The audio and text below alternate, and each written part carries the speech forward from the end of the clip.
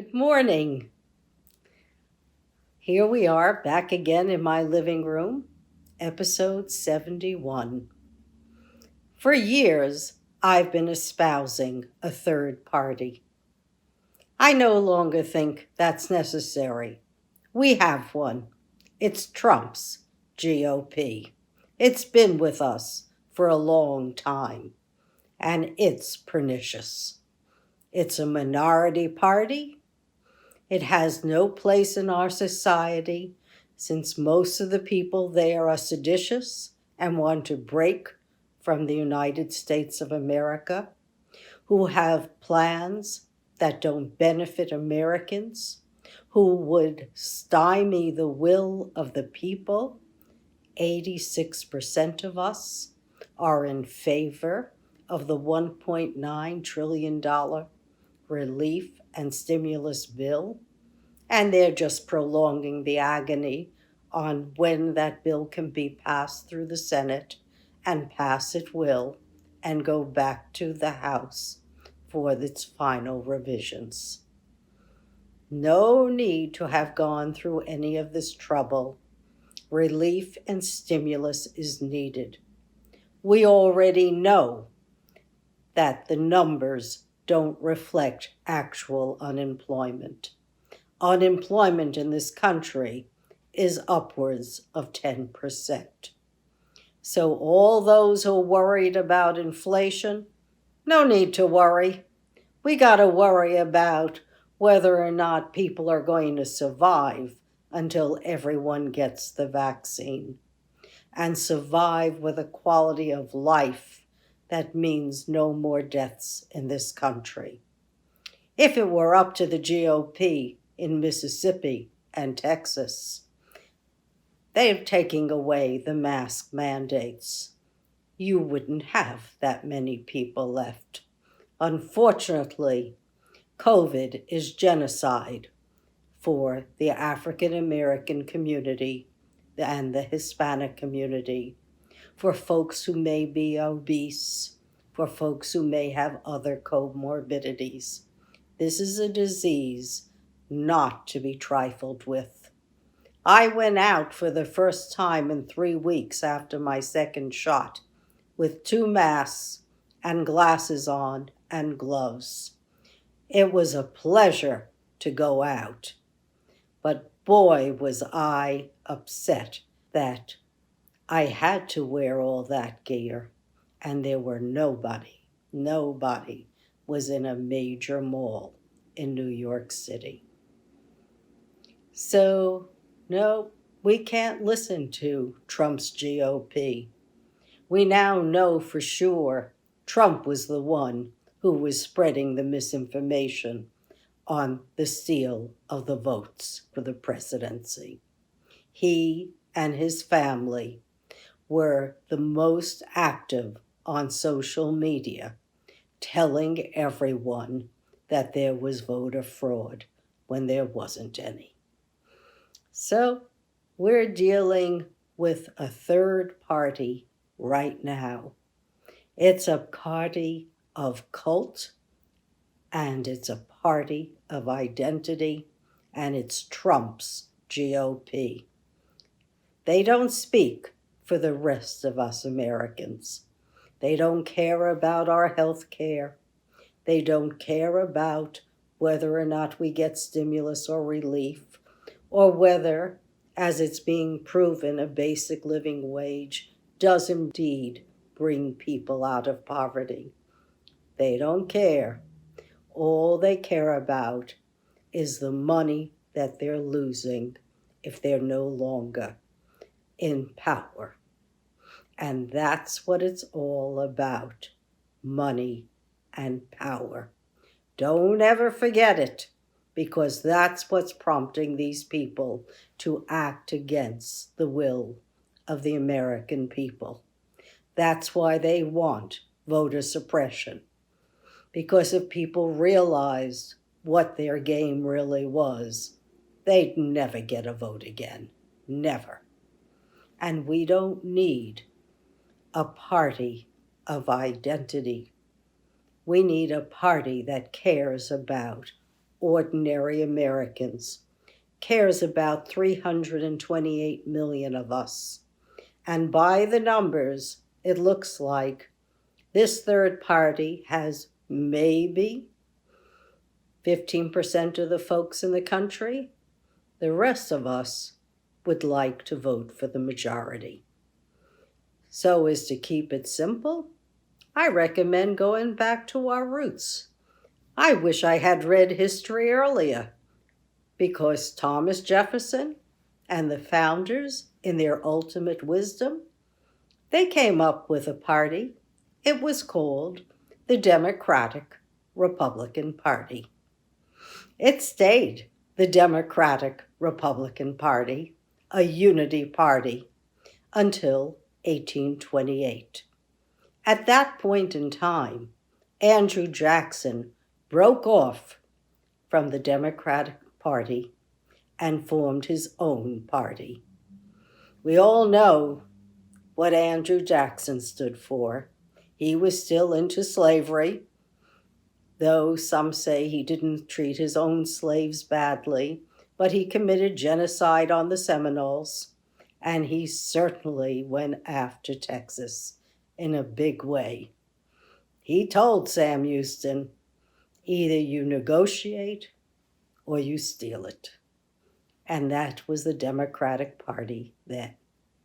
By 1854, we had a split off of the Republican Party, and that became the Party of Lincoln, a proud party, a party that stood for we the people.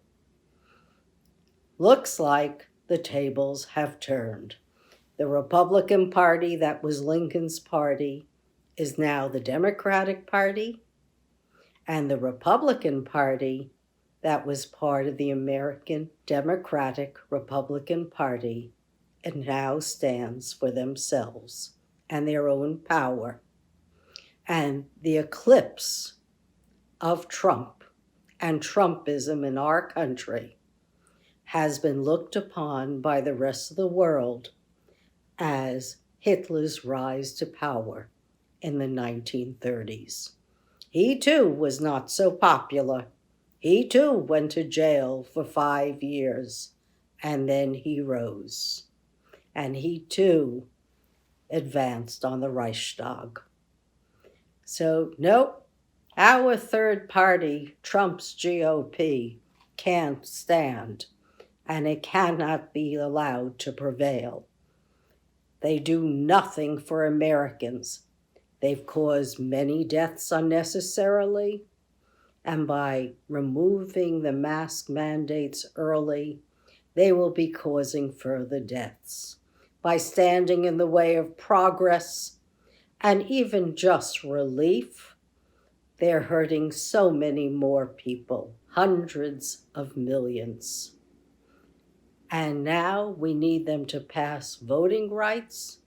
They're never going to pass voting rights when they're separately in all the states, passing more voter suppression than ever before to ensure that this small minority party continues in power. We don't need them there, folks. We need a Democratic Republican Party, a unity party that is neither cancel culture or identity crisis, that thinks about pragmatism, that thinks about solutions to our problems and reveres the experts and the scientists. Because Lord knows we need them, and we need them fast.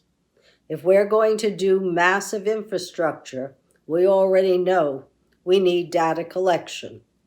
We need Wi-Fi connectivity. We need infrastructure for mass transit.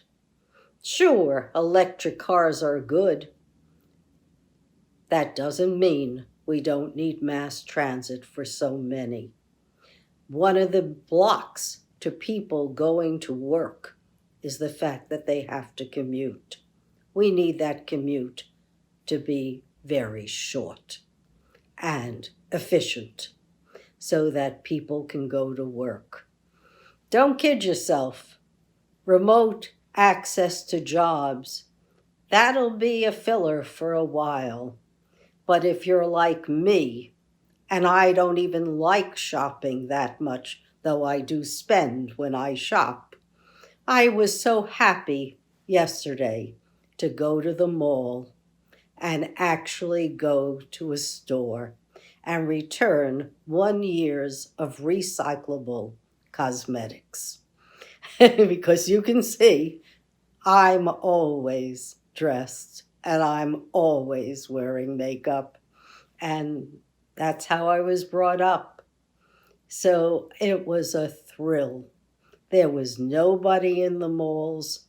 When I walk up and down the streets of Manhattan, I see all the stores out, and I mourn for our communities. They'll come back, and they'll come roaring back.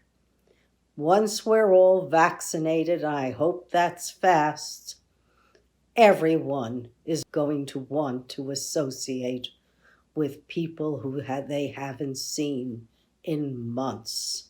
It is so liberating to think that you might be able to entertain again and be safe and not worry about whether or not somebody's carrying COVID. So for Trump's GOP, I say thumbs down. These guys are in it for themselves. They don't care about us, not even a little. They've been making a killing, probably on the lobbyists for years, because I know I read that for every dollar a lobbyist spends, they get 127 back. Good work if you can make it. And look what the Texans got out of their deregulated grid. Most people suffered, not the legislator. The legislators made out, and so did the power companies. It's enough. We need clean air, clean water. Those are necessities, and it looks like we've got to have connectivity because we need Wi-Fi and computers for everyone and transportation. If we're going to build back better, it has to be more than a slogan. It's got to be a way of life. And so we need a basic living wage along with other social safety nets. Don't worry about inflation, folks. Interest rates are going to be low for a long time. We're going to be spending, and we're going to be spending our way out of two recessions, the one that occurred in 2008 and the one that's been occurring under COVID. So have a blessed day. The future is bright. I see us going back to the Democratic Republican Party that Thomas Jefferson started in 1792, and good riddance to Trump and Trump's GOP. Have a blessed day, everyone, and God bless you, and thank you for listening. Bye now.